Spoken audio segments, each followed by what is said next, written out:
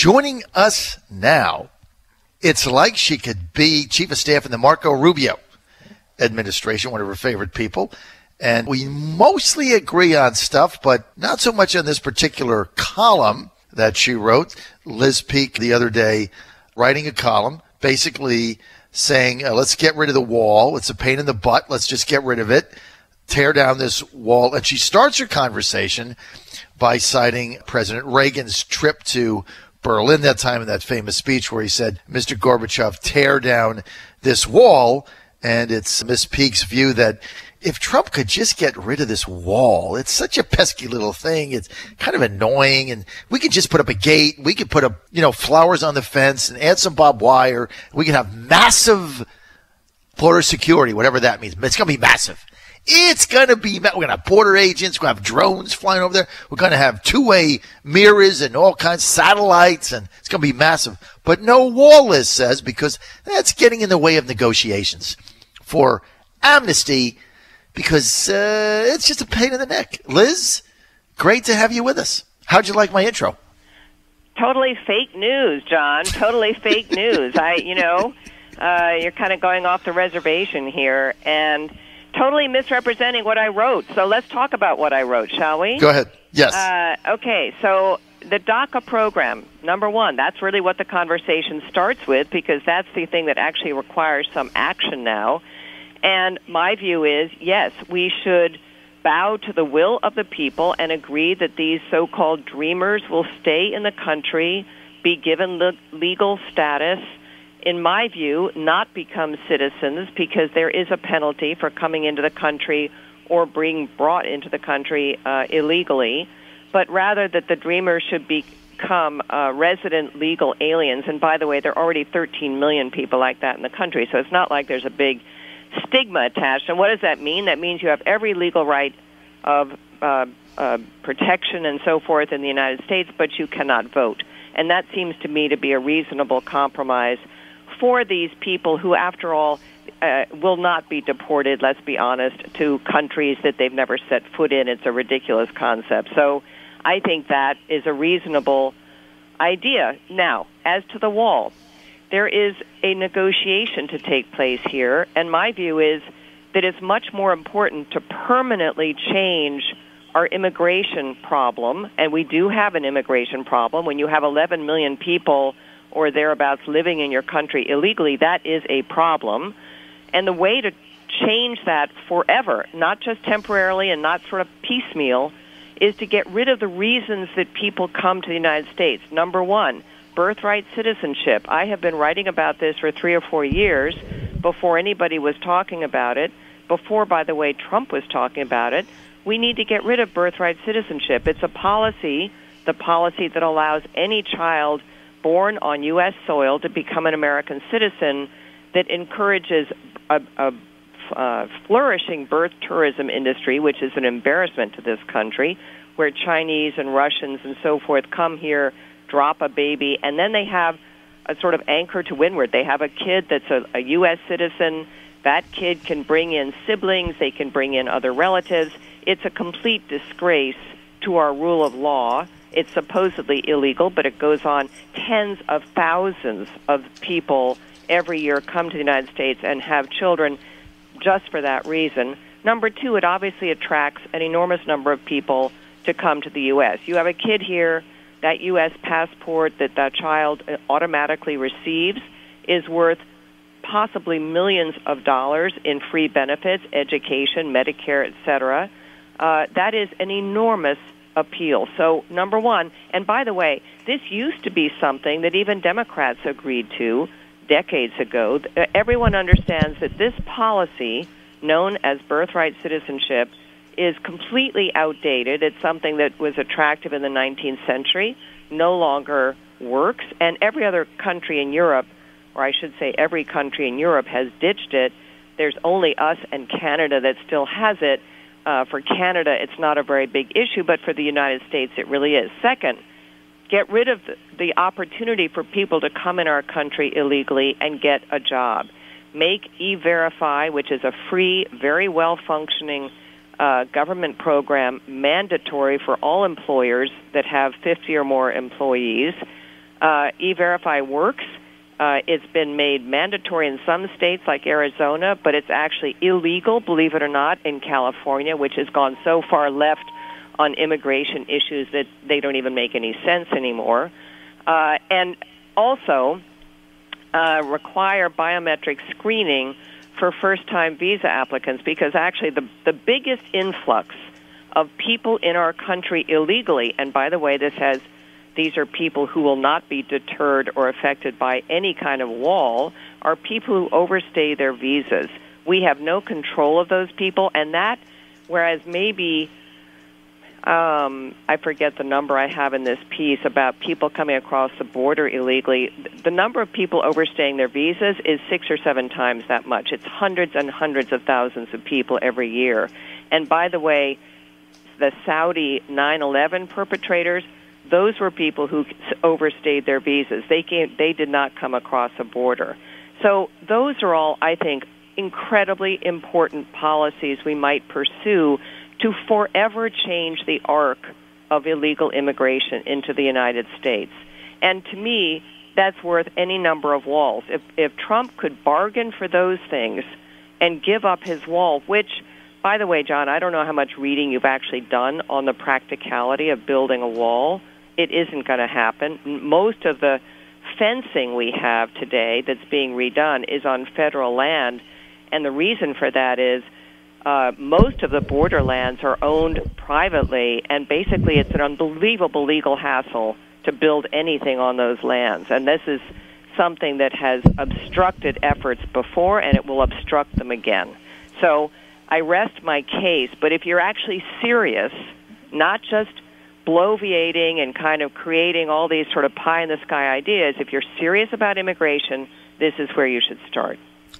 Yeah. Okay. So, Liz, I love you to death, but you know how many times I've heard what you just said in my lifetime? I don't think you've ever heard what I just said, Liz, because no one has ever really proposed a comprehensive program. There's going to be no comprehensive program, because any of these laws that you pass or you try to pass, the next administration that comes in will change them all, because the pressure on them to get the cheap labor into the United States is never ending. And so here's the deal.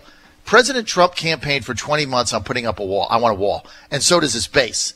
And that wall represents real change in immigration policy. And so when you talk to me about border security and we're going to get ICE agents and we got this plan for drones and we're going to put a barbed wire fence up, you know what? That's not what I'm talking about. It's 7 year. Look, the Republicans have been lying to us for 30 years, right? They come to the districts and they lie to us. And now you want to make a deal and you want to give up the centerpiece of this president's movement, which is a physical barrier that says we are serious about stopping the country from being overrun by illegal immigrants. I mean, first of all, you call them dreamers. They're not dreamers. They came here illegally, okay? You know, you go on CNN and they're telling me about the 2-year-old that came over on the train. They lived on top of the train with the mom and they came over and it's no fault of their own, okay? That's true for the 2-year-old. Do you know how many of these? Do you know how many of these didn't have a vote? They didn't have a choice.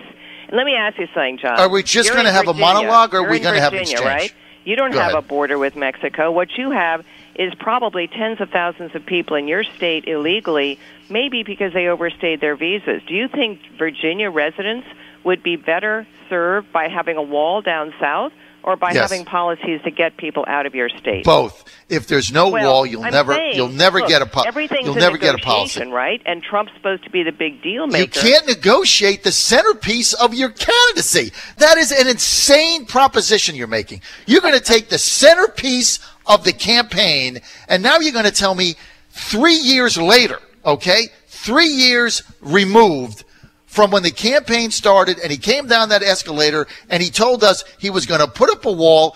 3 years removed from that, you want to say, well, you know, it was just campaign rhetoric. All right, let me ask you this. Let me finish. You think the wall represents a really hard, fast stop on immigration? It's a symbol. It's a symbol that says. It represents, hold on, I think it represents instead a commitment to the rule of law and to support for American workers. That's to me. And look, we don't have to have this. I voted for Donald Trump. You voted for Donald Trump.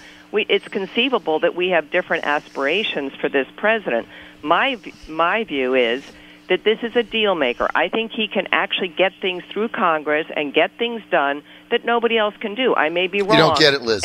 You don't get it. You know what? You're living in New York where we have in an echo chamber. You know what? You don't get it. You don't talk to real people every day. John, and I love you to death. True. I talk to you don't people get it, Liz. every day all over the country, and I travel all over the country. I have Midwest roots. And so you can't just take somebody who disagrees with you and impugn their comprehension and think they're stupid. You're like the people on CNN who think that anyone who disagrees with Graham Cassidy must be a moron. I'm not a moron. I'm actually looking at this practically.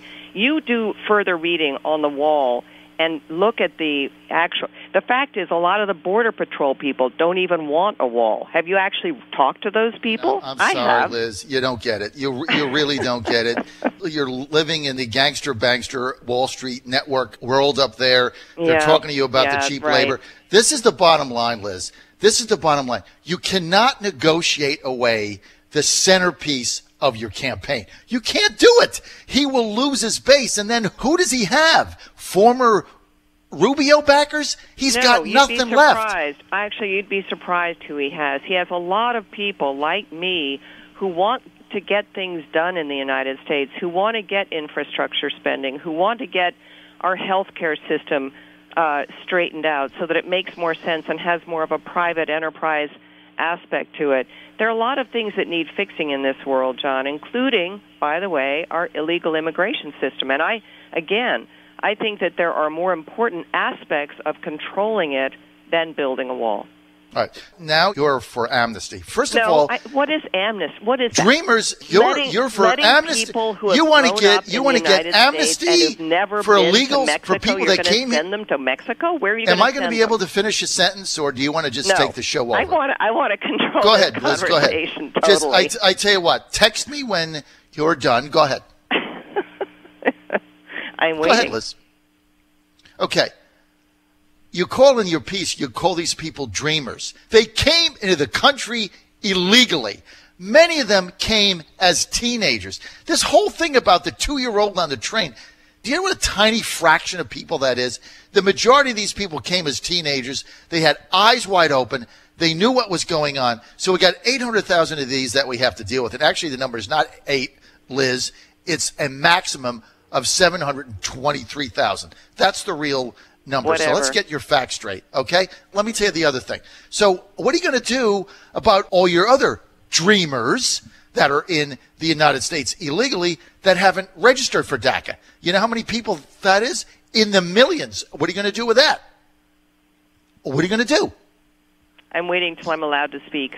Go ahead. Thank you. I think the same issues would apply to anyone in the same category. That is to say, if they were brought to the country as children, then they would also be applicable. They would be allowed to apply for this same status. And I think it's a reasonable thing, again, that they not become citizens. I think that's an important element to appease people who really disapprove of this whole notion, but rather they be given resident alien status. Well, that's called amnesty, right? So you're for amnesty for now. So you want amnesty for millions and millions of people that have come here legally, which is the Marco Rubio position. And then you want to give up the centerpiece of the effort to control your borders, which is the symbol of the wall, which means that this president is serious about real immigration reform, right? Like the RAISE Act. You want to trade that away, and in return you get a barbed wire fence and a drone. I mean, did I mention barbed wire fences and drones? You know, the people that are saying, well, there can't be a wall because just abandon it because you can't do it. There's a river here. There's a landowner there. Okay, there's plenty of places where you can have it. This is the thing. Once you have it, you can't tear it down.